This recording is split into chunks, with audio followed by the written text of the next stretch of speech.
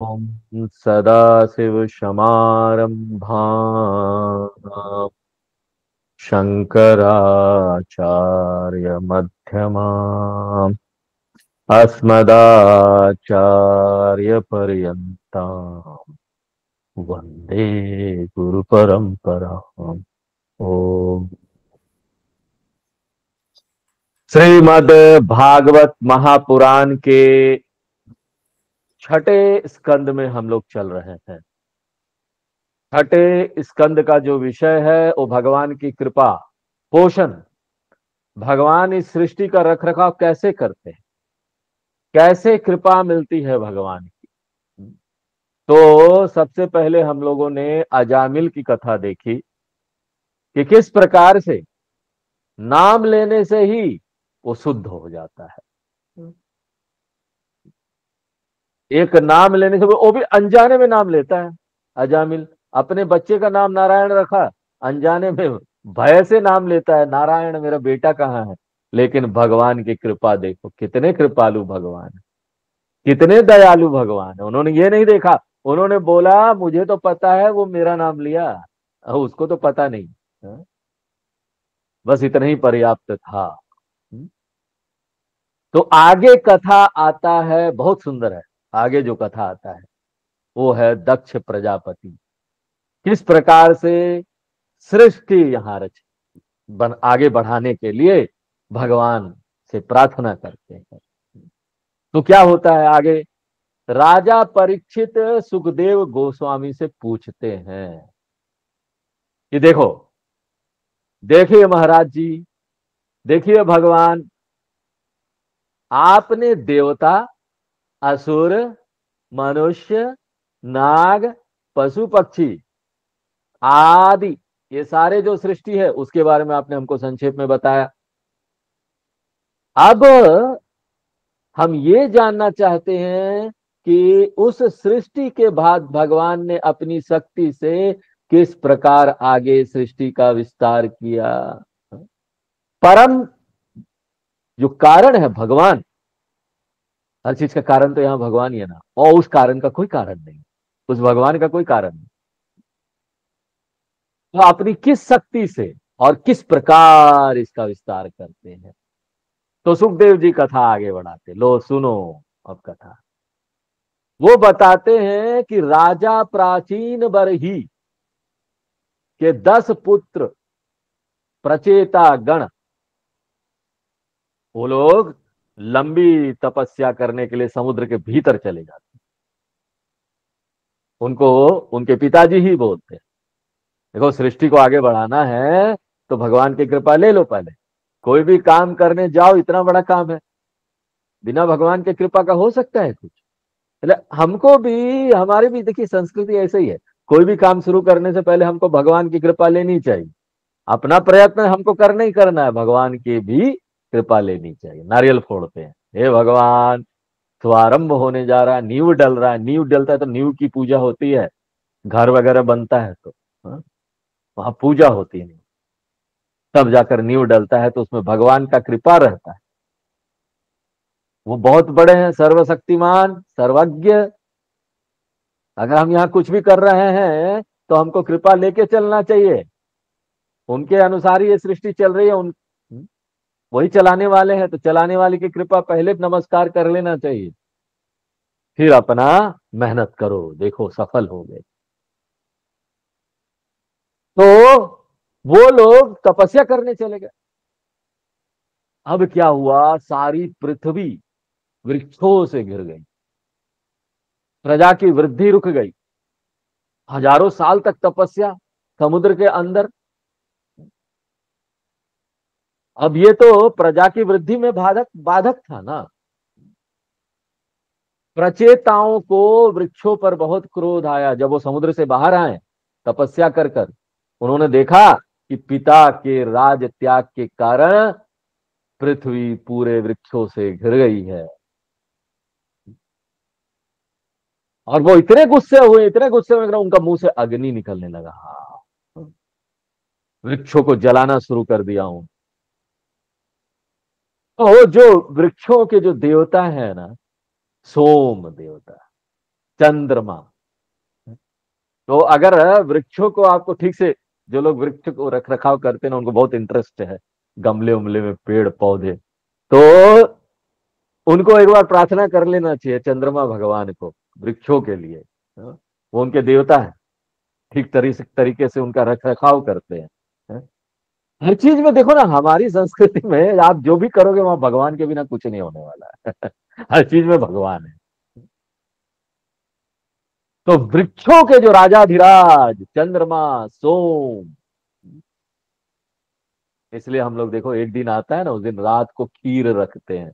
हैं? रात भर चंद्रमा का रोशनी उसमें पड़ेगा तो वो बहुत ही ज्यादा लाभकारी हो जाता है। आयुर्वेद में बोलते हैं उसको खाने से कई तरह की बीमारियां खत्म हो जाती। चंद्रमा की रोशनी पोषण तत्व देती। राजा है वो वृक्षों के, उन्होंने वृक्षों को जलते हुए देखा कि ये प्रचेता लोग तो सारे खत्म कर देंगे वृक्ष इस धरती से। तब उनको समझाया, याद दिलाया कि आप प्रजापति हैं, आपका उद्देश्य है प्रजा की वृद्धि करना, ना कि उसका नाश करना। ये वृक्ष लोग भी प्रजा हैं, ये भगवान हैं, वनस्पति औषधि, ये प्रजा के पोषण के लिए। वही नष्ट कर दोगे तो प्रजा कहां से रहेगी। वृक्ष नहीं तो अन्न नहीं, वातावरण नहीं और हम नहीं। देखिए हम भी कितना निर्भर है उनके ऊपर। सब कुछ उनसे मिलता, अन्न भी मिलता है, सांस ले रहे हैं, ऑक्सीजन। ना हो तो खत्म, हम इस धरती से उड़ जाए। तो सोम देवता ने कहा कि देखो, अपने पूर्वजों को देखो, उनका अनुसरण करो, क्रोध को शांत करो। राजा का धर्म, राजा का कर्तव्य माता पिता की तरह प्रजा की रक्षा करना है। जिस प्रकार पलके रक्षा करती है ना नेत्रों की, पति पत्नी की, और एक ज्ञानी है ना वो अज्ञानी की रक्षा करता है, इसी प्रकार से आपको रक्षा करना है इन वृक्षों की। सोमदेव ने कहा कि भगवान सभी प्राणियों के भीतर है, चर अचर कहां नहीं है भगवान। सबके हृदय में अंतर्यामी के रूप में है। इसलिए सभी प्राणियों के प्रति दया भाव रखना चाहिए। यही कारण है कि हम ना किसी को नुकसान नहीं पहुंचा सकते। वेजिटेरियन नॉन वेजिटेरियन की बात आती है ना, शाकाहारी बनना चाहिए कि मांसाहारी बनना चाहिए। हम यहां पर जिंदा रहे, कम से कम नुकसान पहुंचाते हुए किसी भी चीज को। जो मांसाहारी लोग हैं ना, वो लोग भी इस बात की बहस करते हैं। वो बोलते हैं देखो आप लोग तो जो पौधा है ना, उसको भी तो प्राणी मानते हो। उसके भीतर भी भगवान है, फिर आप उसको काट के कैसे खा लेते हो, सब्जियां उब्जियां सब काट के खा ले रहे हो। हाँ? तो यहां पर देखो उत्तर इसका ये है कि हमको जिंदा रहना है, वो भी पाप है। सब्जी खाना भी पाप है। हाँ? लेकिन वो अनिवार्य पाप है, करे क्या।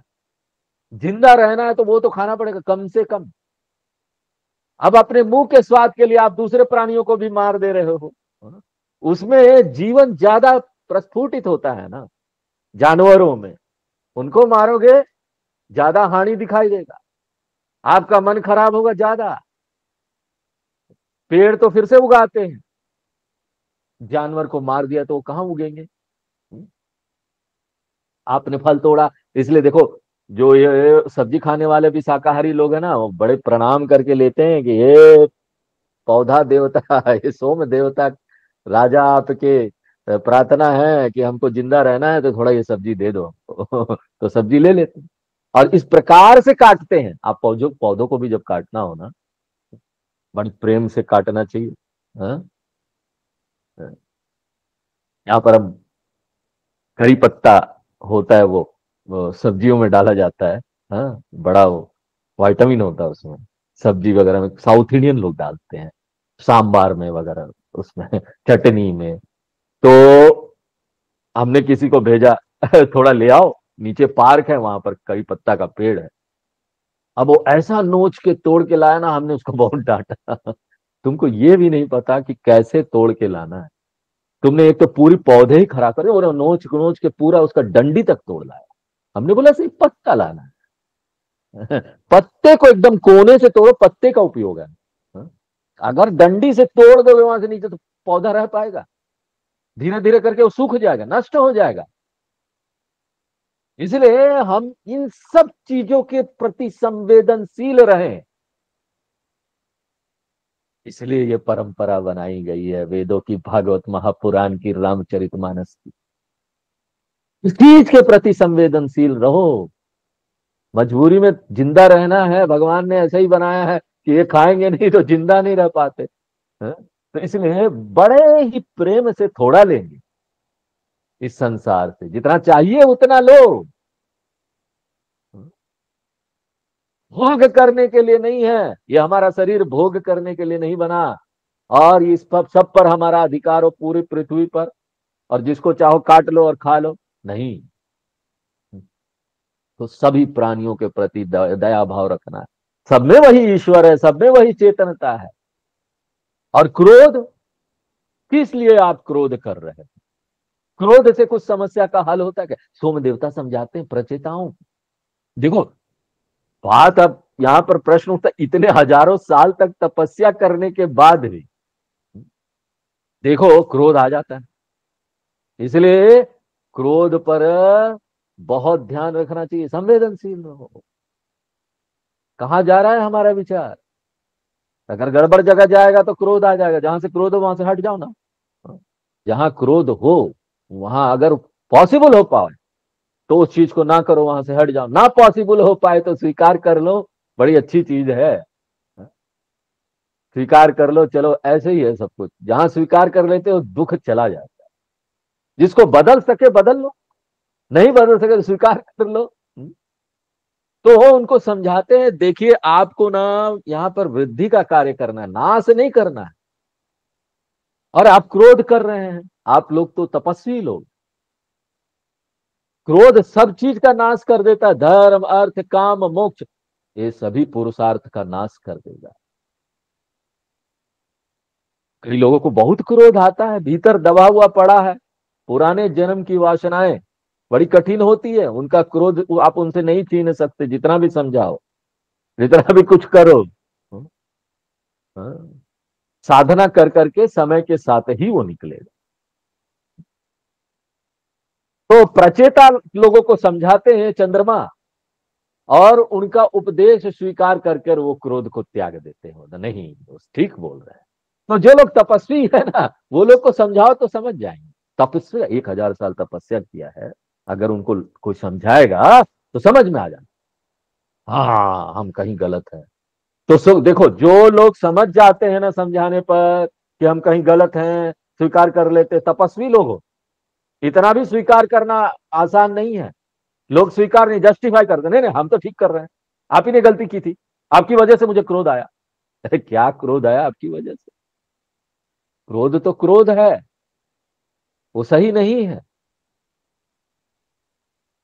जब क्या हुआ, जब उनका क्रोध शांत हो गया, वो लोग एकदम शांत, चंद्रमा देवता क्या बोलते हैं, प्रचेताओं, कि उन्हीं वृक्षों में मारिशा नाम की कन्या को उत्पन्न किया, वृक्षों ने किया। कैसे किया हमसे मत पूछिए।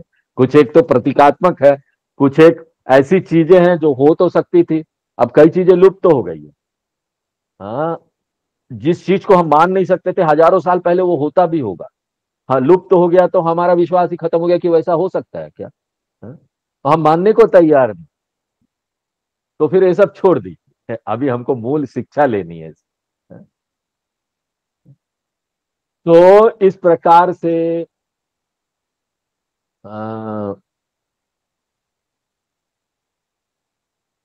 समझाया, समझ गए, उनकी पुत्री से विवाह हुआ। हाँ? और दक्ष से विवाह। तो मारिशा जो थी ना, दक्ष प्रजापति की पत्नी बनी। एक जो प्रचेता थे दक्ष, एक उनसे विवाह हुआ। वो पहले सती थी।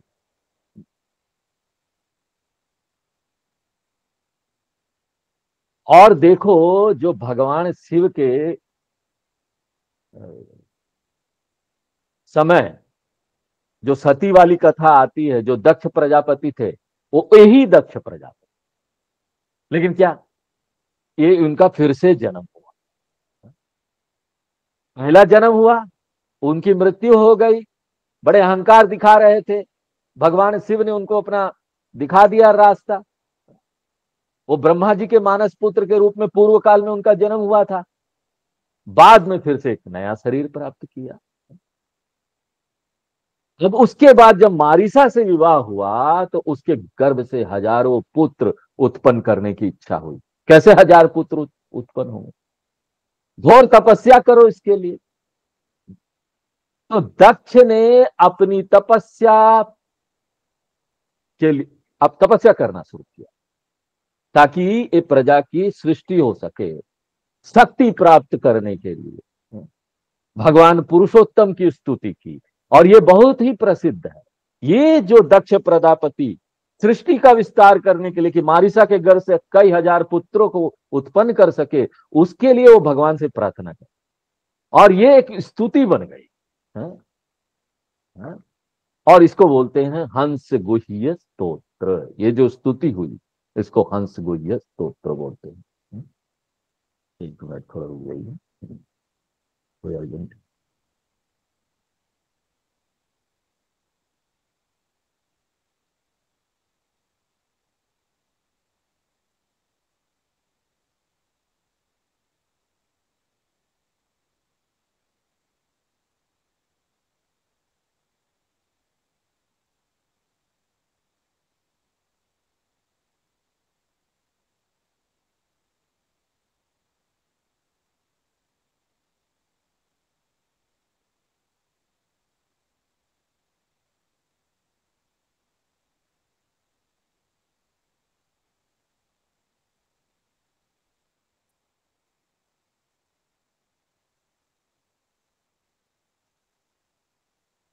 तो दक्ष प्रजापति भगवान की स्तुति करते हैं हंस गुह्य स्तोत्र, बहुत सुंदर है।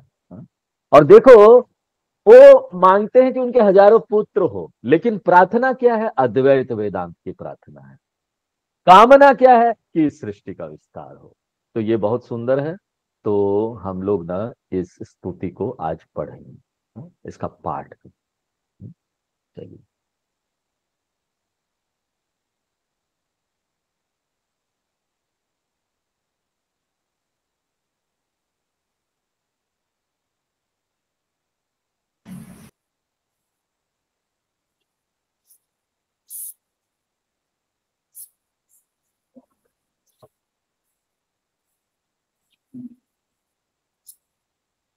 हंस गुह्य स्तोत्रम। हम्म,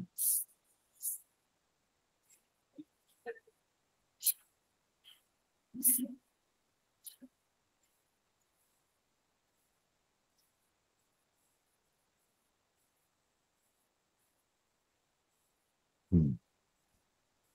यहाँ हंस आत्मा का प्रतीक है, और गुह यानी रहस्य, आत्मा का रहस्य। पूरे स्तोत्र में दक्ष प्रजापति भगवान से प्रार्थना कर रहे हैं, और भगवान को अद्वैत बता रहे हैं।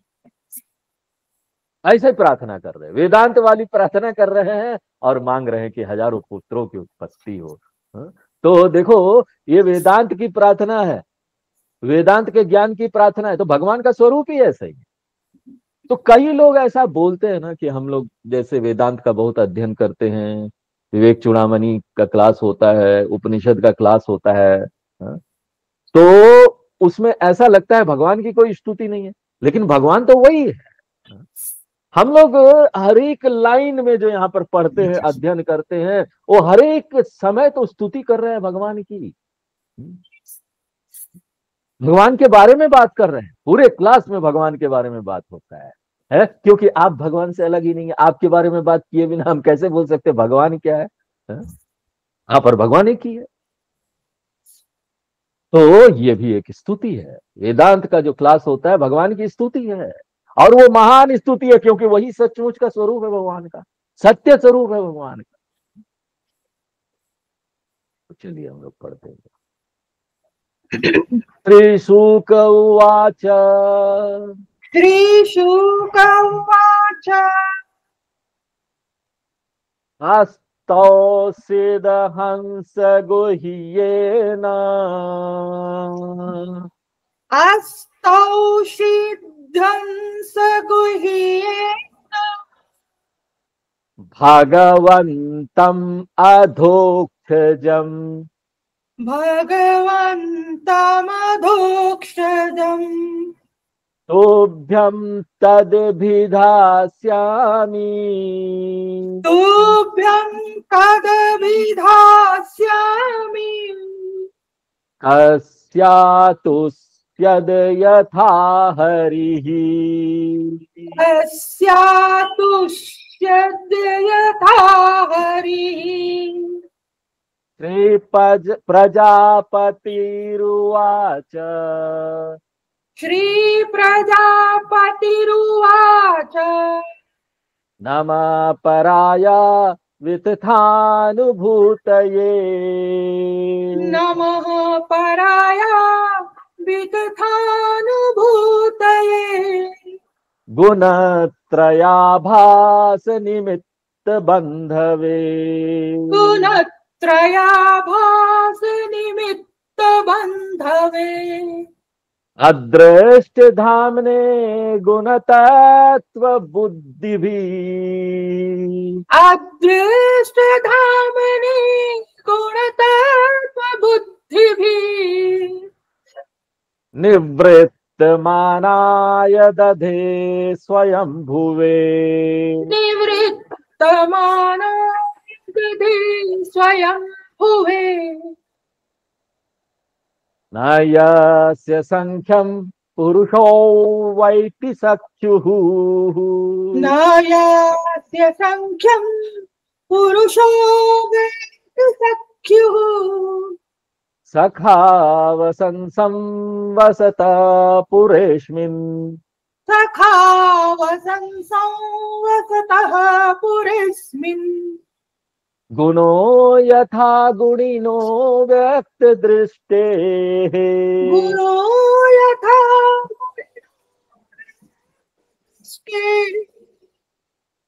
तस्मै महेशाय नमस्करोमि तस्मै महेशाय नमः। देहोशवोक्था मनवो भूतमात्रम् देहो सवुक्षा मनवो भूतमात्र आत्मानमन्यं च विदुः परं यत् आत्मानमन्यं च विदुः परं यत् सर्वं पुमान् वेद गुणाश्च तज्ञो सर्वं पुमान् गुणांश्च तज्ज्ञो न वेद सर्वज्ञमनन्तमीडे न वेद सर्वज्ञमनन्तमीडे यदोपरामो मनसो नाम रूप यदो परामो मनसो न रूप रूपस्य दृष्ट स्मृति संप्रमोषात् रूपस्य दृष्ट स्मृतिनाकं प्रमोषात् यईयते केवलया स्वसंस्थया यही संस्कृताय हंसाय तस्मै शुचि सद्मने नमः हंसाय तस्मै सुचिसद्मने नमः मनीषिणो अन्तर्हृदि सन्निवेशितम् मनीषिणोऽन्तरे निवेशितम् स्वशक्तिभिर्नवभिश्च त्रिविद्भिः स्वशक्तिभिर्नवभिश्च त्रिवृद्धिभिः वह्निं यथा दारुणि पाञ्चदस्यम् वह्निः तथा तच्छदस्यम् मनीषया निष्कर्षन्ति गूढम् मनीषया निष्कर्षन्ति गूढम् स वै ममाशेष विशेष माया तवै ममाशेष विशेषमाय निषेध निर्वाण सुखानुभूतिः निषेध निर्वाणसुखानुभूतिः स सर्वनामा स च विश्वरूपः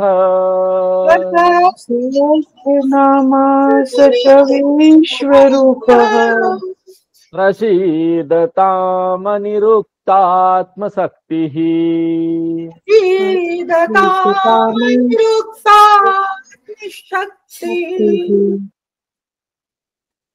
यद् यन्निरुक्तं वचसा निरूपितम् यद्यन्निरुक्तं वचसा निरूपितम् धियाक्षभिर्वा मनसोतयस्य प्रियाक्षभिर्वा मनसोदयस्य मा भूत्स्वरूपं गुणरूपं हि तत्तद् मा भूत्स्वरूपं गुणरूपं हि तत्तद् स वै गुणापाय विसर्गलक्षणः तवै गुणापाय विसर्गलक्षणः यस्मिन् यतो येन च यस्य यस्मै यस्मिन् यतो येन जयस्य यस्मै यद्यो यथा कुरुते कार्यते च यद्यो यथा कुरुते च परावरेषां परमं प्राक् प्रसिद्धम् परावरेषां परमं प्रसिद्धम् तद्ब्रह्म तद्देतुरन्यदेकम् तद्ब्रह्म तद्देतुरन्यदेकम् फिर से तद्ब्रह्म तद्देतुरन्यदेकम् तद्ब्रह्म तद्देतुरनन्यदेकम् यच्छक्तयो वदतां वादिनां वै यच्छक्तयो वदतां वादिनां वै विवाद संवाद भुवो भवन्ति विवाद संवाद भुवो भवन्ति कुर्वन्ति चैषां मुहुरात्ममोहम् कुर्वन्ति चैषां मुहुरात्ममोहम् अस्मै नमोऽनन्तगुणाय भूम्ने तस्मै नमोऽनन्तगुणाय भूते अस्तीति नास्तीति च वस्तुनिष्ठयोः अस्तीति नास्तीति च वस्तुनिष्ठयोः एकस्थयोर्भिन्न विरुद्ध धर्मणोः एकस्तयोर्भिन्न विरुद्ध धर्मणोः अवेक्षितं किंचन योग सांख्ययोः अवेक्षितं किंचन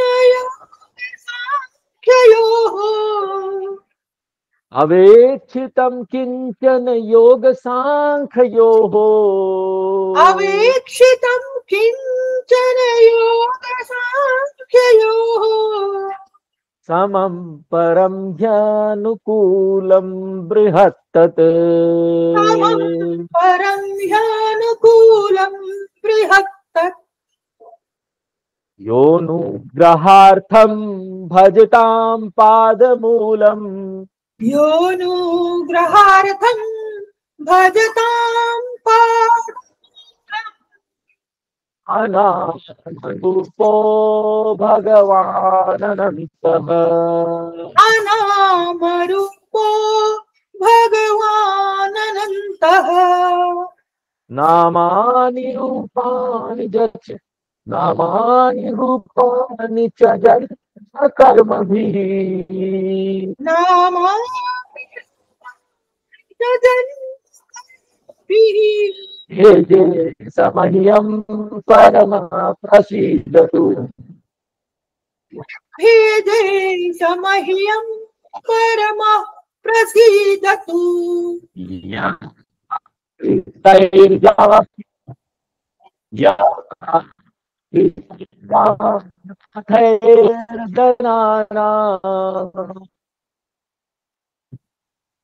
यः प्राकृतैर्ज्ञानपथैर्जनानां यथा स्वयं देहगतो विभाति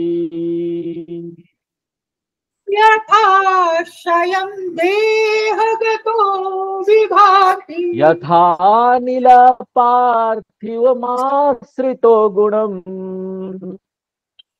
यथा नीलः पार्थमाश्रितो गुणम् स ईश्वरो मे कुरुतां मनोरथम्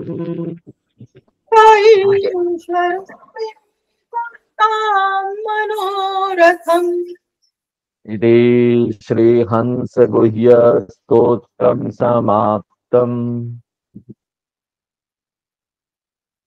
बोलो नारायण भगवान की जय। जय। बात है कि भगवान की स्तुति इसमें हो गई। अद्वैत वेदांत का पूरा ज्ञान इसके भीतर भरा पड़ा है। दक्ष प्रजापति को बताते हैं कि भगवान कैसे हैं। भगवान को बता रहे भगवान कैसे, इनफैक्ट अपने आप को, हम लोगों के लिए, हमारे उद्धार के लिए। अब वो बोलते भगवान आप ना, जो आपकी चित्त शक्ति है ना, उसका जो अनुभूति हम कर रहे हैं वो अमूल, यानी निश्चित है, असमय हो रहा है, कभी जाता नहीं और नित्य रहने वाला है। और ये त्रिगुणमय सृष्टि से परे, ये गुणों के अंदर नहीं आता, निर्गुण है वो भगवान। आप निर्गुण आगे बोलेंगे सगुण भी है, निर्गुण है तो सगुण भी है, और दोनों कैसे है ये आगे हम लोग देखेंगे। अगोचर है, स्वयं प्रकाश है, कोई भी प्रमाण से आप नहीं जाने जा सकते। ये सब प्रमाण है, सब सिर्फ एक ही प्रमाण है, वेद के शब्द, वो भी वेद पूर्व भाग के शब्द। किसी भी सीमा से सीमित नहीं है आप भगवान, असीमित। और जो लोग ये बाहर देखते हैं ना, ये गुणों को देखते हैं, ये सृष्टि को देखते हैं, वहां के सत्य स्वरूप को नहीं जानते भगवान। वो तो इसी में बिजी रह जाते हैं, और कुछ है ही नहीं, दुनिया यही। अरे क्या दुनिया यही है, ये तो सत्य नहीं है। शंकराचार्य जी ने तो बस सीधे एक स्टेटमेंट दे दिया, जो आपको दिखे वो सत्य नहीं, लो भाई, जो दिखे वो सत्य ही नहीं है। अब आप क्या करोगे?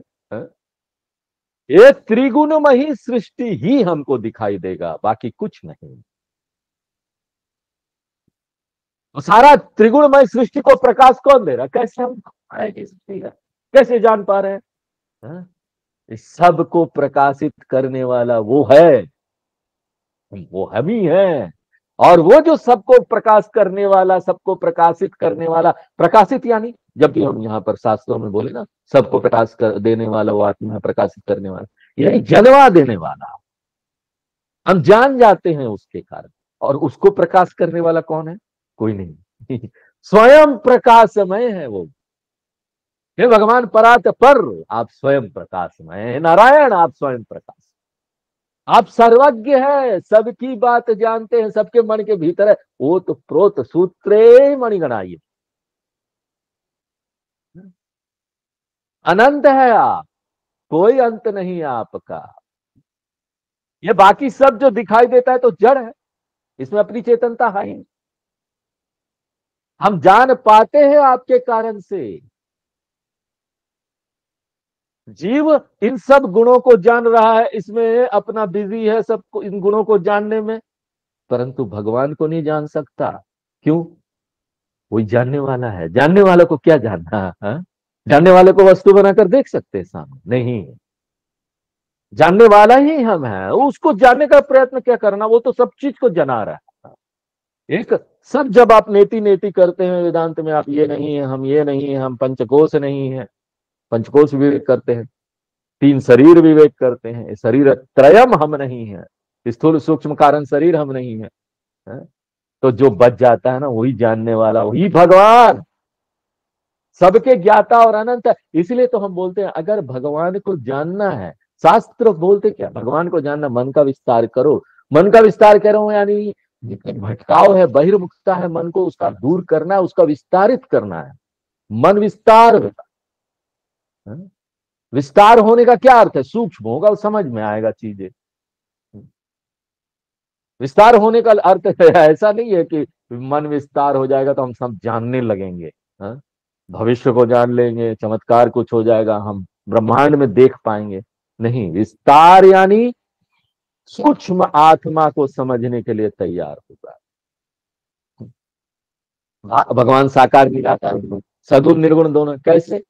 तुलसीदास जी बता, तुलसीदास जी रामचरितमानस को बोलते, जो गुण रहित सगुण सोई कैसे, जल हिम उपल विलग्न से। ये जो है ना ब्रह्म है, यही परमात्मा हमारे भगवान नारायण, वो परब्रह्म वही ब्रह्म है, और वही यहाँ रूप आ जाते हैं। जिस तरह से ये जो जल है, बर्फ है, वो क्या है? तत्व एक ही है ना, जल भी जल है, और उससे जो बर्फ बनता है वो भी जल है, रूप ले लिया बस, अलग अलग रूप। बर्फ का मानव बनाते और खेलते हैं। यूरोप में आप देखेंगे जहां बर्फ ज्यादा पड़ता है, आइसलैंड वगैरह, बर्फ के खिलौने बनाकर खेलते हो बर्फ में। तो वो भी तो जल है, और जल भी जल है, कोई अलग नहीं। तो ये जीव और ईश्वर एक शरीर में मिक्स करते हैं। स्वपर्णा सरिता सखाया, मुंडक उपनिषद का मंत्र हमको याद आ जाना चाहिए कि एक वृक्ष में दो बर्ड है, जीवात्मा परमात्मा। अब क्या है कि जीव सर्वशक्तिमान भगवान, लेकिन वो नहीं जानता अपने स्वरूप, इसलिए वो यहाँ समस्या में पड़ा हुआ, ज्ञान पड़ा हुआ है। हे भगवान नारायण, आप ऐसे ही हैं क्या? देखो क्या सुंदर स्तुति है, भगवान को कैसे देख रहे हैं, नाम रूप से। तब हम इस ज्ञान को प्राप्त करके, श्रवण मनन निधिध्यासन करके नाम रूप को नकार देते हैं, तब मन मन नहीं रह जाता, मन अमन हो जाता है। मन का अमन होना क्या हुआ? मन शांत हो जाता है। ज्ञानी नहीं रहने के बराबर है। मन आपको परेशान नहीं कर रहा, जब आप मन आपको परेशान नहीं करेगा, सारी समस्या दूर हो गई, तो मन हो गया ना अमन। कई बार देखो, एक उदाहरण देते हैं, पाँव में जूता पहनते हैं ना, नया नया जूता जब काटता है तो लगता है जूता है, लेकिन वही बहुत कंफर्टेबल हो जाता है, हम भूल जाते हैं जूता भी है वहां पर, नहीं है ना, नहीं होने के बराबर है, अजूता हो गया, जूता अजूता हो गया। इसी प्रकार से मन अमन हो गया, कंफर्टेबल हो गया, एवरीवेयर आई एम कंफर्टेबल, कोई दिक्कत ही नहीं।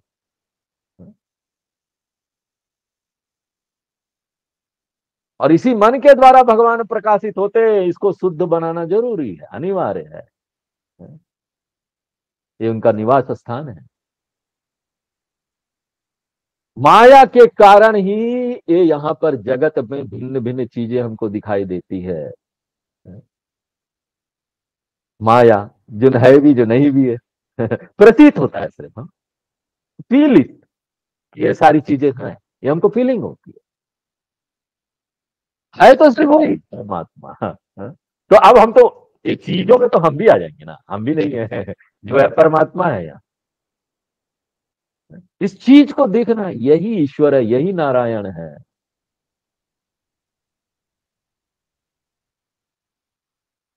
तो ये जगत भी आप से निकला। हाँ, आप ही ने इसका निर्माण किया, आप ही जगत हो, आप ही बनाने वाले हो, आप ही बनने वाले हो, दोनों आप ही हो। मुंडकोपनिषद में आता है सुंदर उदाहरण, मकड़ी का जाला। याद कीजिए किस प्रकार से मकड़ी अपने पेट से जाला निकालता है। तो भगवान को किस मटेरियल की जरूरत नहीं है जगत बनाने के लिए। भगवान इस जगत का निमित्त कारण भी है, उपादान कारण भी है। निमित्त कारण यानी बनाने वाले, उपादान कारण यानी जिस चीज से बना है। कारपेंटर, कारपेंटर खुद तो निमित्त कारण है क्योंकि वो बना रहा है फर्नीचर, और जो लकड़ी है वो उपादान कारण है। इस प्रकार से इस सृष्टि को कैसे बनाया गया? भगवान ही है ये मटेरियल, अब भगवान ही है बनाए। एवरीथिंग इज मार परम ब्रह्म भी, हर जगह वो भगवान है, हर जगह वो ईश्वर है अनंत। इसलिए किसको हम यहां अपवित्र देखे, किस चीज को अपवित्र देखे, सब कुछ पवित्र है। तो ऐसे भगवान आप रूप भी ले लेते हैं, सगुन हो जाते, नारायण रूप में हमारे सामने प्रकट हो जाए भगवान, हमारी इच्छा को पूर्ण, हमारे मनोरथ को पूर्ण कीजिए भगवान। इस सृष्टि का विस्तार करना, हजारों पुत्र उत्पन्न करते हैं हमको, प्रार्थना करते हैं आपसे, आप ऐसे भगवान, हम आपसे प्रार्थना करते हैं कि हमारा मनोरथ पूर्ण कीजिए। और भगवान प्रकट होते हैं और उनकी इच्छा की पूर्ति। ऐसा कोई प्रार्थना करेगा भगवान से तो उसकी इच्छा की पूर्ति क्यों नहीं होगी? जरूर होगी। जैसा भी अब पहले तो लोग पूरे थे, आज हमारी सारी इच्छा पूर्ण हो जाए, लेकिन इच्छा से कब पूर्ण हुई है बताओ? कभी नहीं होती। बाद में जब व्यक्ति वेदांत में आता ना, हम बोलते हैं इच्छा पूर्ण होना किसको बोलते भैया? Question mark. क्या हुआ? कामना की पूर्ति? कामना ही नहीं रहा, अग्नि की पूर्ति हो गई था। I don't have any desire, no desire means all desire satisfied, कुछ है ही नहीं जीवन में।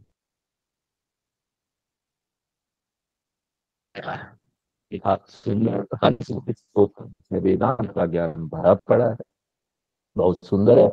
इसका पाठ करने से भी बहुत फल मिलता है। ऐसे छुपे पड़े हैं हमारे शास्त्रों में सुंदर सुंदर चीजें, सुंदर सुंदर मोतियां हैं ये। हाँ?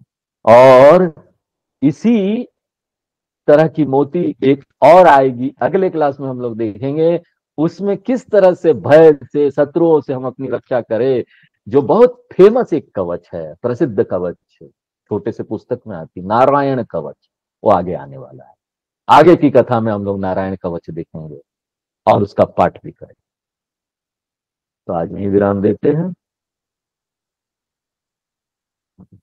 ओम पूर्णमदः पूर्णमिदं पूर्णात् पूर्णमुदच्यते पूर्णस्य पूर्णमादाय पूर्णमेवावशिष्यते।